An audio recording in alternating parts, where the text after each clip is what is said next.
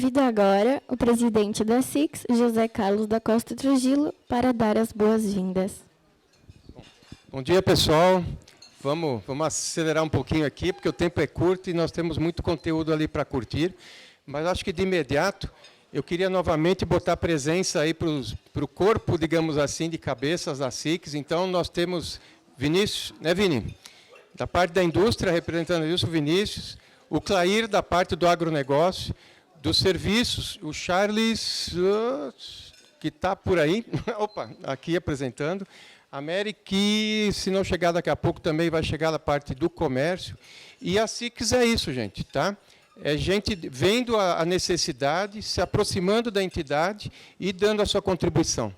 A partir desse exemplo que o Leandro colocou, que surgiu efetivamente da aproximação de contatos, vislumbrando demandas e necessidades, e aí se organiza e a coisa vai em frente. Então, parabéns, Leandro, que é um dos exemplos de núcleos que estão dentro da SICS, assim como tem a SICS Jovem, né, com o Miguel, da mulher, do RH, agora com a inovação, da energia, tem assuntos de energia, muitas tratativas com a RGE, Fiergs e tudo mais, o artesanato, a Revifar, da parte das oficinas mecânicas, turismo, por que não? E tudo isso vai surgindo das demandas que se aglutinam, se somam interesses, pessoas que se disponibilizam, e entendem efetivamente a força do associativismo que ele propicia, e temos que deixar, digamos assim, de certos ditos, né, de que o Brasil é um povo feliz, né, que o Brasil, digamos assim,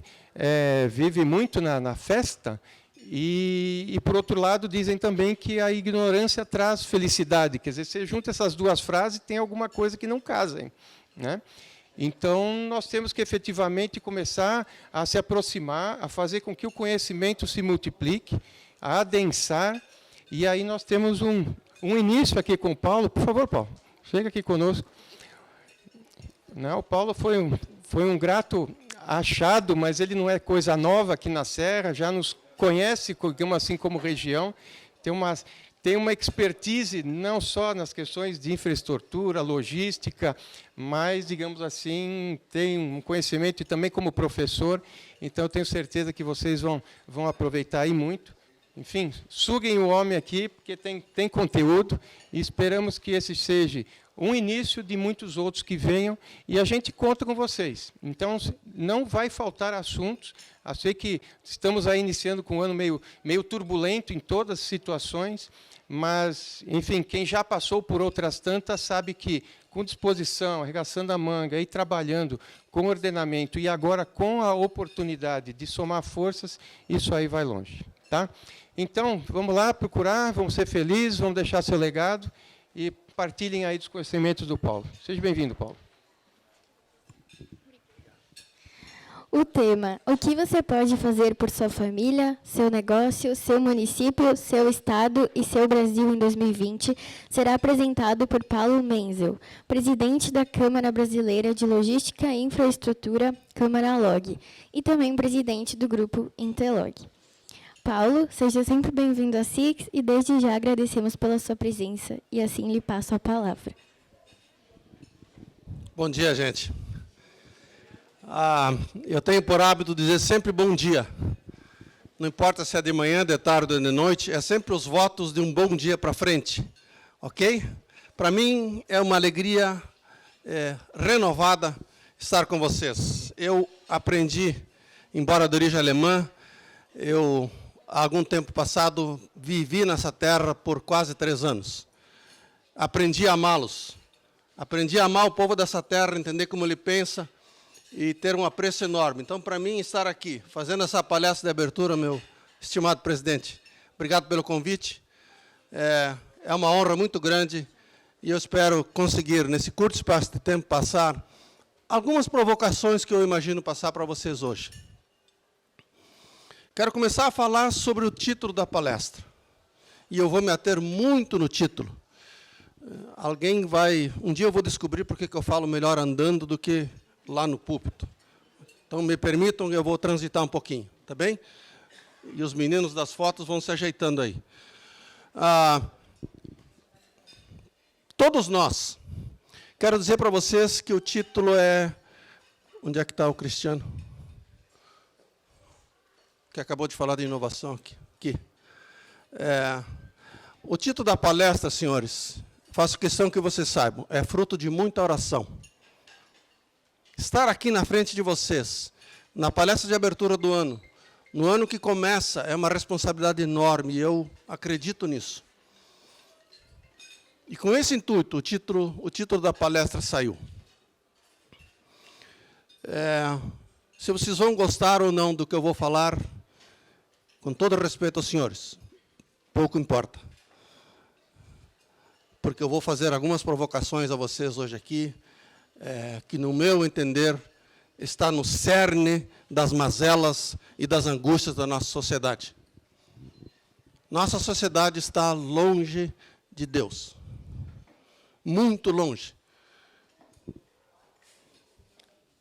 Nós não cuidamos mais das nossas famílias, senhores. Não cuidamos dos nossos filhos. E não cuidando dos nossos filhos, começamos a destruir a nossa sociedade. Família, filhos, é bênção de Deus, é instituição de Deus. E se nós não regressarmos e tornarmos a olhar para dentro da nossa casa, nós efetivamente não teremos uma sociedade melhor do que temos. Nós todos, eu inicio por mim, nós gastamos muito tempo. Façam as contas, senhores, todos vocês, não me respondam. Façam a conta quanto tempo se gasta na frente da televisão, ouvindo rádio, no tal de WhatsApp. Todos nós achamos tempo para mandar piada, mandar vídeos, mandar não sei o que mais, para centenas de grupos. E eu pergunto, quanto tempo você dedicou ao seu filho? A educar, a dar para ele valores, a gastar tempo, a ir no cinema com ele, jogar futebol com ele, passear com ele. Filho, com quem você está andando? O que você pode fazer pela sua família? O que você está fazendo? A família é o cerne de tudo, senhores. Se a família vai mal, o negócio vai mal. Não espere o negócio ir bem se a sua família, seu lar está destruído. Não vai acontecer. Reflitam o que é que cada um de nós está fazendo por sua família. Você, pai e mãe, tem o dever de educar o seu filho. Eu tenho 3 irmãs, lindas irmãs. As 3 são professoras. 2 já desistiram. Uma persiste. E esses dias uma mãe entrou na escola e disse assim, o que tu está fazendo com meu filho? Meu filho está me respondendo em casa, não me obedece mais. E a minha irmã olhou para ela e disse assim, oi? Meus caros, educação é dever de pai e mãe. E não me digam que é da escola, nem do amigo, nem da sociedade. Conhecimento vem da escola. Agora, ensinar um filho a andar de coluna reta e ter valores, isso é seu dever, inegociável. Enquanto não entendermos isso e não tivermos um reolhar para isto, isso é o que você pode, sim, fazer pela sua família. Seu filho está afastado do lar, traga-o de volta. Reconheça seus erros. Muitos filhos culpam os pais por estarem longe. Pai, reconheça seu erro. Bota a sandália da humildade. Vá lá buscar seu filho, resgate o seu filho. E o seu filho vai entender que ele precisa ensinar o seu neto e o seu bisneto. E começamos a reconstruir a nossa sociedade. Dou um stop aqui porque o terreno é curto, o tempo é curto e o lençol também. Quero falar um pouco do que nós podemos falar e fazer sobre nosso micromundo, nossa cidade. O Brasil, meus amigos, eu estava falando um pouquinho na rádio ali, o Brasil tem uma grande mazela. Temos eleições a cada 2 anos. Nós vivemos eternamente fazendo arranjos políticos. Isso precisa mudar.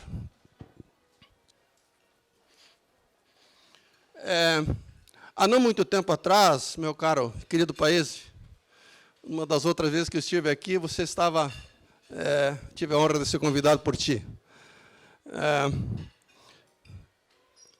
Nós reclamamos dos políticos diariamente.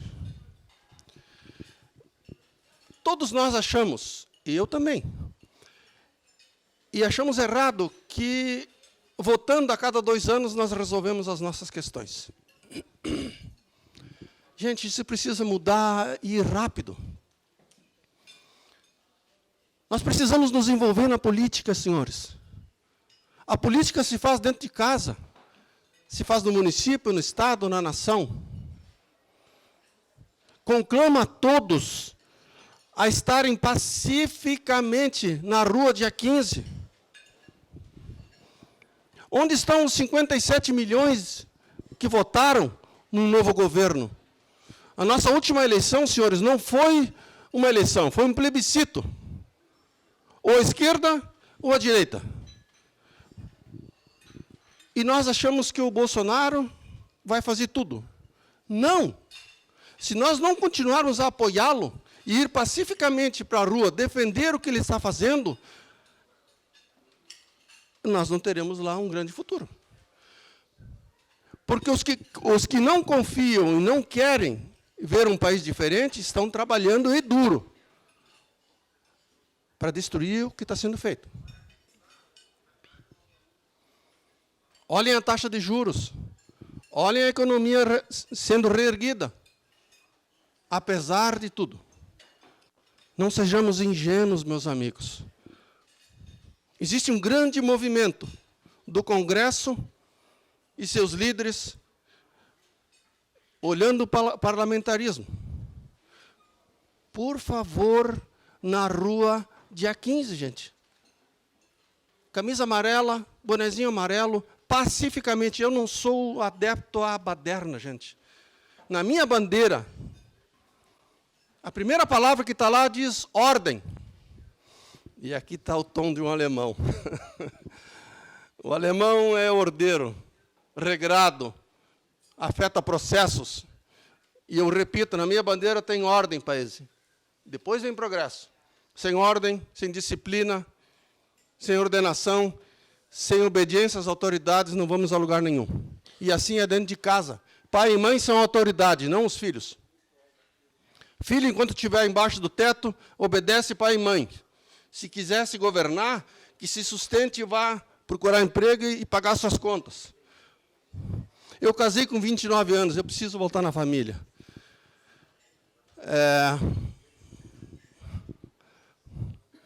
A família é o cerne de tudo. Eu volto no município. Dentro da minha casa tinha uma regra, seu Rodolfo Menzel. Filho do seu Rodolfo e da dona Dina, depois das 11 horas, não podia estar na rua, está dentro de casa. E eu estava prestes a casar, país, uma semana do meu casamento, já noivo, etc, etc. Inventei de ir arrumar um apartamento com a minha noiva. Cheguei em casa às 11h05. Entrei em casa, o apartamento estava às escuras. E meu pai me esperando no quarto.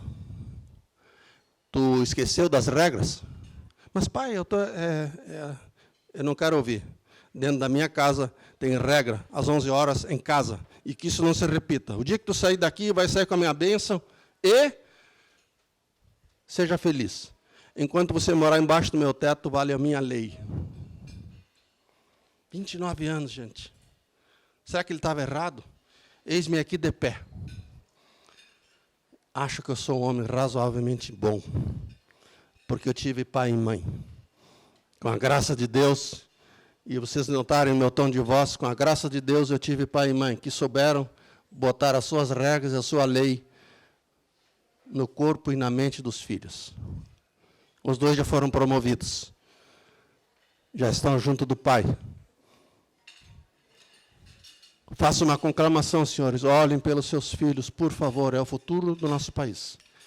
O que você pode fazer pelo seu município? Adote uma escola. Pare de esperar pelo prefeito. O prefeito não vai fazer, senhores. O prefeito desta ou daquela cidade está preocupado com a sua reeleição. Ele não está preocupado com o seu bem-estar. prefeito quer voto. E você está fazendo o que exatamente? Será que você pode adotar uma praça, uma rua, capinar a grama, pintar a árvore? Não jogar papel no chão? Não pegar seu lixo e jogar na boca do bueiro para a rua não alagar? Gente, as ações do amanhã diferente começam em cada um de nós. Alguns criticam o nosso governador. O que você está fazendo para ajudá-lo a governar? O que esta SIC está fazendo para ajudar o governador a não cometer erros, meu caro presidente? Quantas propostas essa SIC, perdoe a provocação, quantas propostas essa SIC, através da sua entidade maior, fez ao governador? Proponha e para de criticar. O governo Bolsonaro está aí. E nós fizemos uma guinada nesse país e achamos que ele vai resolver tudo. Nós confiamos nas suas propostas, mas se nós não continuarmos a gastar o nosso tempo, investir o nosso tempo, irmos para a rua, não vai dar, gente. Eu penso que nós estamos no caminho certo. Nós apontamos o navio para o caminho certo. Trocamos de navio e apontamos, é para lá. Agora, remar, cabe a cada um de nós. Eu estou absolutamente convencido, amigos, de que nós precisamos erguer o nosso país. O governante, ele está lá para fazer o que nós, a Constituição diz, é no povo que está o poder. Não no político de plantão, senhores. Se nós formos para a rua e reclamarmos o que nós queremos, o político guiará as suas ações, segundo a vontade demonstrada nas ruas pelo povo. Ainda algum dia eu ouvi uma palestra do general Mioto. General Mioto é um dos nossos mais elevados generais. E ele perguntou para todos nós, um grupo de empresários, vocês estão insatisfeitos? Pois bem, vá para a rua dizer que está insatisfeito. Sem baderna, sem quebrar nada. Vá para a rua, diga, não estou satisfeito, nós queremos B e não A. O povo apoia tal e tal medida. A medida 52, senhores. Quem aqui, pergunto, quem aqui fez alguma manifestação a favor da medida 52? Assim que fez. Oficialmente, o que é a medida 52? Alguém me responde? Vamos lá, gente, eu quero ouvir uma voz. Vocês percebem o tamanho da nossa alienação? A medida 52, senhores, é contra os 30 bi para o fundo partidário. De onde é que vai sair os 30 bi, senhores? No nosso bolso. E nós estamos sem saúde, sem escola, sem mobilidade, sem. Vocês acham ainda que o político está interessado no nosso bem-estar? Reitero, não. Enquanto não formos para a rua e dizer, eu não quero a medida 52. Eu quero que esse dinheiro reverta para mim, que eu paguei os impostos. Alguém vai dizer que existe dinheiro público. Senhores, não existe dinheiro público. Existe dinheiro do contribuinte. No Brasil só tem uma origem de recursos: trabalho e imposto. Os canais que isso leva até retornar para nós, mudemos as leis. Mas a origem somos todos nós. E o que é que nós estamos fazendo? Através de justas e corretas e pacíficas manifestações, para reivindicar o que é nosso?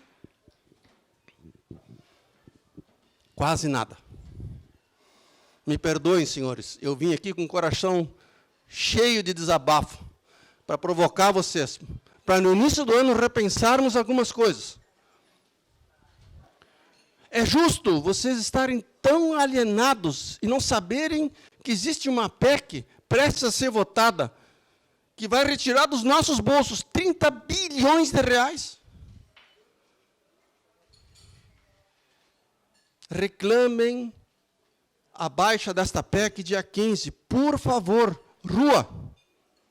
É nosso dever, porque se vocês não fizerem nada, senhores, ela vai passar. Porque o político que está lá em Brasília, ele olha para baixo e diz assim, está todo mundo quietinho, vamos passar esse troço aqui. Agora, se as ruas estiverem cheias e dizendo não, ela não vai passar. Porque o político só tem medo de uma coisa, senhores, do povo e do voto. O resto esquece. Portanto, amigos, peço mais uma vez, façam o seu dever, o que você pode fazer, a começar na sua família. Gente, eu quero ouvi-los um pouco e deixar o microfone aberto para perguntas. Eu espero que vocês não saiam, porque depois eu quero fazer alguma coisinha diferente com aquele moço ali. A palavra está aberta, por favor, questionem, perguntem, aproveitem. Eu tenho o dia inteiro para dedicar para vocês. Boa tarde a todos. Paulo, eu queria fazer um questionamento da seguinte forma, né? O senhor falou que tinha regras na sua casa. Na maioria, tinha regras e deviam ser obedecidas. Na sua opinião, o que foi que mudou tanto que hoje em dia, eu, na minha ótica, eu acho que são os trouxas dos pais, né? Porque trabalham fora, eu posso me incluir também, trabalham fora, não dão atenção em casa, então eles acham que dando o melhor carro, o melhor celular, o melhor não sei o quê, resolve o problema. Mas isso é uma opinião minha. Ou tem algum outro fator que os valores ficaram de lado? Nós esquecemos, como pais, das nossas obrigações. Simples assim. Como é seu nome? Nádia. Eu sou avesso a buscar culpados, mas eu sou visceralmente avesso a buscar responsáveis. A responsabilidade de educar e fazer com que a coluna fique reta é do pai e da mãe, e de ninguém mais. Não é do professor. Pague $1.000 ao mês para o professor, não é dele a responsabilidade. Ele vai ensinar matemática, física, alguma coisa por aí. Mas a ensinar a não roubar, a ter respeito, a não levantar a voz. E mesmo que você discorde, falar em bom tom, um tom respeitoso, isso é o pai e a mãe que ensinam. A respeitar o prato de comida que foi posto em cima da mesa. Vou dar um outro exemplo. Meu pai e minha mãe nos deram tudo o que nós precisávamos, mas eu não venho de uma família de posses. Meu pai e minha mãe trabalhavam de sol a sol. E certo dia, minha mãe tinha o hábito, bondoso hábito, né, de servir o café com leite. E deu aquela natinha em cima, sabe? E o rapazinho aqui disse, eu não consigo tomar o café com leite. Eu estou respondendo a sua pergunta. Meu pai deu uma respirada funda e disse assim, quando ele respirava fundo não era bom sinal.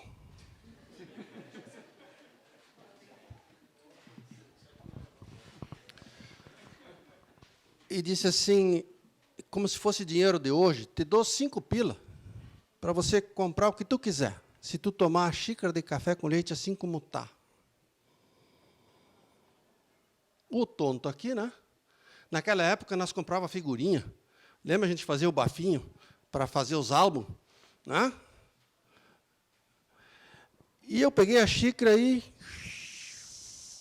Quando ela terminou, eu botei a xícara em cima, o pai pegou 5 pila.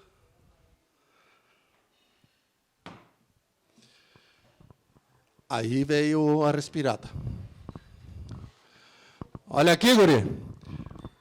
A próxima vez que tu mentir para mim, tu vai tomar a maior tunda de laço que tu tomou na tua vida. Porque o que você acabou de fazer foi mentir para a tua família. E filho meu não mente para mim. Ora, eu tinha tomado a xícara. Ele cumpriu a promessa dele, me deu 5 pila. Até hoje eu tomo com gosto a natinha em cima, porque lembro do meu saudoso pai. Entendeu, Nádia, onde é que os pais estão rateando? O filho levanta a voz para o pai debaixo do seu teto e nada acontece. O filho chega fora de horário e seu pai não dá o carro do ano? E o tênis Nike? Ora, vá comprar seu tênis. Eu comecei a trabalhar CLT, já lhe dou a palavra. Eu comecei a trabalhar CLT com 14 anos. No primeiro mês, o papai disse assim, como se ele não soubesse, quanto é que tu vai ganhar, filho? Era 500 pila. Líquido dava uns 470. Meu colégio custava 375. Pois muito bem, a partir desse mês tu vai pagar a tua escola. Pô, pai, meu primeiro dinheirinho, nem terminei a frase. É para tu aprender de onde é que vem o dinheiro. Não que eu não tenha dinheiro, mas é para você aprender de onde é que vem. É de trabalho. Aí ele fez as continhas dele, sobravam 100 pila para o rapazinho aqui, né? Chegou em casa, não terminou a história. Sentou na mesa, reuniu a família e disse assim, bom, a partir de hoje ele paga a escola e teu pai e tua mãe. Eu nunca vi meu pai e minha mãe desdizerem um ao outro. Jamais, eu não tenho a menor noção do que é isso. Um filho correr para um pai ou para uma mãe para causar divisão dentro de casa. Nunca isso existiu. Meu pai e minha mãe sempre diziam, teu pai e tua mãe. Era uma voz uníssona. Sobrava R$100.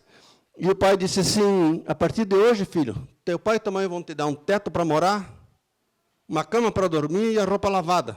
Agora, se tu quiser coisa nova, um tênis, uma calça, vai aprender a poupar. No mesmo dia, ele me ensinou de onde é que vem o dinheiro e aprender a guardar dinheiro. E meu pai não teve estudo, gente. Daí, Nádia, começam as nossas mazelas. O rigor para ensinar para os nossos filhos como é o mundo real. Muitos empresários enriqueceram a tom de muito trabalho e acham que dar tudo aos filhos é o melhor caminho. Está aí o resultado. Paulo, primeiramente, parabéns aí pela tua explanação. Eu acho que tu enfocaste algo que talvez seja muito mais importante que logística, que é o tema da palestra, e que está, de certa forma, bastante perdido na nossa sociedade. Meu nome é Maurício Bianchi, eu sou presidente da OAB, presidente do Conselho Deliberativo aqui da SICS. E na tua fala eu me lembrei de um fato que ocorreu há uns 3 anos atrás, em que eu estive na OAB e eu vi uma palestra do Luiz Fernando Derich. Depois nós trouxemos ele aqui para a SICS palestrar. Ele é presidente de uma ONG chamada Brasil Sem Grades. E ele criou essa ONG porque ele teve um filho dele morto nas vésperas, né, da formatura, não sei se você sabe, nas vésperas da formatura. Eu participo com ele lá. Então, é uma pessoa que me marcou bastante, é uma pessoa que me ensinou muito em pouco tempo. E ele disse o seguinte, nós temos que diferenciar educação de ensino. Educação é algo que se aprende em casa. Quem é o responsável pela educação são os pais. Ensino se tem na escola. Ensino é matemática, português, biologia, literatura. Então, hoje, nós estamos com uma crise, tanto na parte da educação, como na parte do ensino.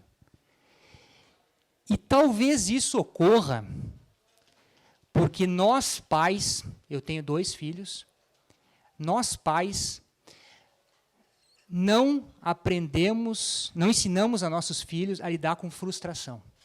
Então, nossos filhos não aprendem o que é lidar com frustração. Muitas famílias têm filho único hoje em dia, né, compensam a falta de tempo, né, com presentes e agrados, e aí que têm surgido esses problemas. E talvez, diante de tudo isso que vem ocorrendo, dessa falta de educação, dessa falta de ensino, que nós, sociedade como um todo, não estamos tendo oportunidade de formar líderes. E quando eu falo líderes, são pessoas que tenham representatividade na sociedade. São pessoas que tenham respeito suficiente para poder externar a sua opinião, tenham coragem suficiente para poder externar a sua opinião. E eu acho que, nesse ponto, Farroupilha evoluiu muito.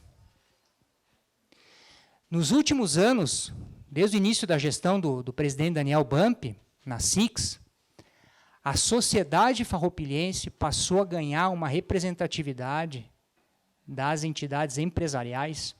E aí eu cito a SIX, CDL, Sindilojas, Sindigêneros, os contadores, médicos. Nós estamos tendo uma representatividade tão grande na sociedade. Por quê? Porque nós estamos nos unindo. Nós estamos entendendo que, para sermos respeitados e ouvidos pelo poder público, pela a gestão pública, nós temos que estar organizados. E até talvez em função disso, talvez o senhor não saiba, mas tramita em Farroupilha 2 pedidos de impeachment contra o prefeito, né? E talvez esse pedido de impeachment ele tenha sido gerado por quê? Porque o poder público não escutou a sociedade. E a sociedade organizada emitiu sua voz, e a sua voz ecoou. Então, o que eu queria, só para finalizar, dizer que nós precisamos, essa sua reflexão é muito importante, nós precisamos nos unir, nós precisamos nos envolver. Eu sempre digo, né, Daniel Bump, as empresas, elas têm que, os proprietários das empresas têm que se envolver nas entidades, porque é através das entidades que a sociedade ganha representatividade. E eu acho que Farroupilha está de parabéns, tem evoluído bastante nesses últimos anos, e tenho certeza aí de que, se nós tivermos essa visão que começou a semear, nós teremos um futuro brilhante pela frente. Obrigado. Tem um desafio diferente, professor. Eu tenho 2 filhos, um com diferença de 9 anos, e aí a minha história é muito parecida com essa sua. Começou a trabalhar jovem, estrutura de família, aquela estrutura de família pobre, com dificuldades, semi-analfabeto. Aí a minha primeira filha, que está aqui, conviveu com uma estrutura de família na escola diferente. Eu também dei aula. Aqui tem diretor de escola, tem diretor de universidade aqui, de faculdade. E a escola também se vê pegada por uma situação que é o seguinte: hoje, da minha filha de 16 anos, 50% dos colegas têm estrutura familiar desestruturadas. E aí, o mundo das compensações, Bianca, é um pouco diferente, porque aquele pai que convive com o filho de segunda a sexta, e aquele de sábado e domingo, e também entram na relação outras pessoas, começa a complicar um pouquinho. Então, a gente, como pai e como escola, né, eu olho lá para o meu colega, que é diretor lá do CNC, a escola também se vê pegada por uma situação difícil. Por quê? Porque as pessoas chegam também na escola um pouco diferentes. Porque a minha estrutura e a sua estrutura de família era uma. Os pais tinham uma similaridade de ação. Todo mundo, se você batia, apanhava. Se você apanhava, apanhava. Essa era a minha época. Depois foi um pouco diferente. Então, eu acho que também a gente tem que ser preparado para esse desafio.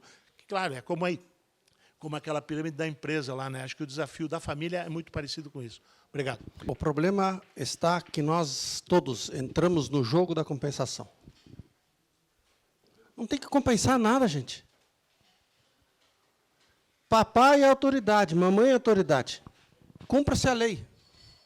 Não quer obedecer às regras de casa, não transfira para a escola o que é sua responsabilidade. As escolas não estão preparadas para isso. E aí começa o joguinho da compensação. Papai dá um carro novo, dá uma roupa nova, dá uma viagem, e a escola não sabe o que fazer com aquele doente que aparece lá, doente interno. Porque nós todos, senhores, entramos no jogo da compensação, nós não temos que compensar nada. Simples assim. Como fui citado pelo doutor Maurício, eu vou falar. Parabéns pelas tuas colocações. Concordo plenamente com todas, mas faço uma ressalva. Tem muita gente no nosso país que trabalha pelo desenvolvimento, pelas entidades e não aparecem. Temos dificuldade em conseguir mais pessoas, sim. Isso é de fato, as pessoas têm medo de se apresentarem, principalmente quando se fala em poder público. Dentro da SIX, nesses 3 anos, nós não... 3 anos que passaram, né, Trujillo, está praticamente toda a equipe aqui. As pessoas têm um medo enorme do poder público, porque vão me perseguir, porque depois não vão me liberar lá na prefeitura o documento. Então, a gente, além da educação de casa, né, que é fundamental, é a base de tudo, nos falta a educação e o convívio em sociedade e o respeito ao próximo. Hoje, nesse momento, o nosso país mudou de fato, concordo com tudo que tu falou, que temos que ir para as ruas.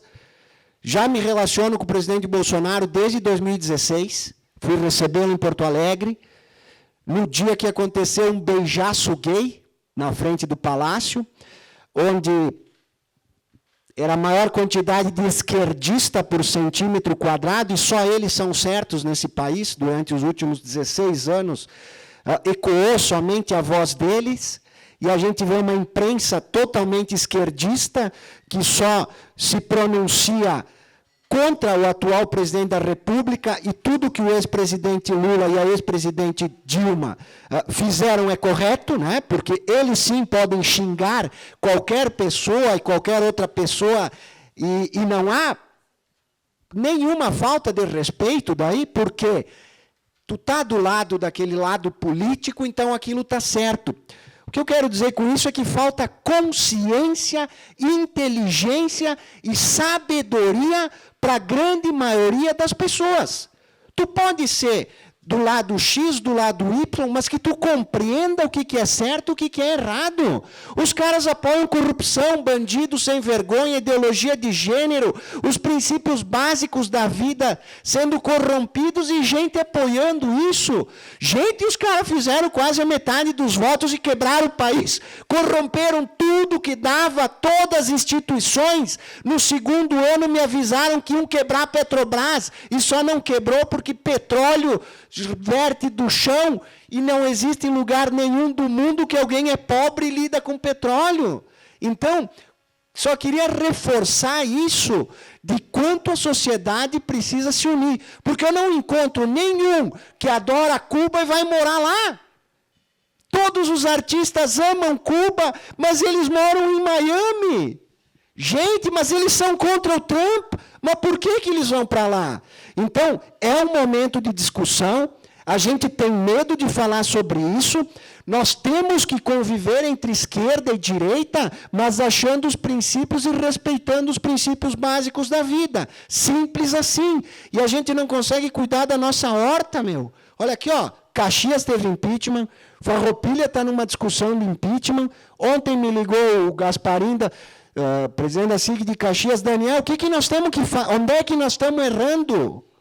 O que nós temos que fazer para ajudar a melhorar essa sociedade? Então, tem muita gente preocupada com isso.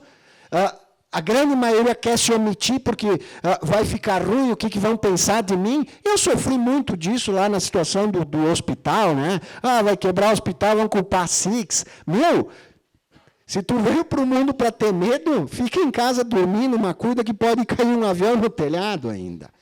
Nós vivemos aí um momento especial, tá? Acho que vem irradiando dentro, digamos, das entidades, das pessoas com quem a gente vem convivendo, e eu diria que a natureza ela nos abastece de situações muito interessantes, ela conspira. Então, o fato de termos hoje aqui o Paulo colocando a simplicidade, né, digamos, das coisas que vem de família e como isso vai crescendo, irradiando e onde que chega. Então, vamos realmente, enfim, olhar um pouquinho para a natureza, olhar um pouquinho para o nosso espaço, que vem ganhando uma dimensão muito importante no nosso relacionamento. Há muito espaço que precisa ser ocupado. né? Ser ocupado com discernimento e muita coisa que está acontecendo e precisa tomar outros direcionamentos. Mas isso só vai acontecer efetivamente com as pessoas se envolvendo, se dedicando e sabendo que nós temos que ocupar esse legado, deixar esse legado. Ele está aberto, temos muita oportunidade para isso. Posso fazer um pequeno fechamento? Com certeza. Se me permite. Fica aqui que vai sobrar para ti. É um desafio agora. Vai sobrar para ti. Vem cá, vem cá. Isso é surpresa para ele e até para mim.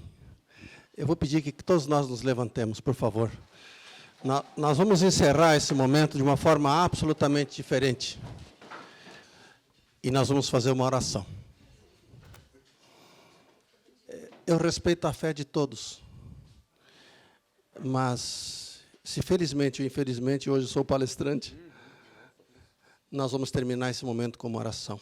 Eu acredito que as mudanças, Bambi, do nosso país começam se nós começarmos de novo a olhar para Deus. Ele é nosso guia. Na Bíblia estão todos os princípios dos quais nós precisamos.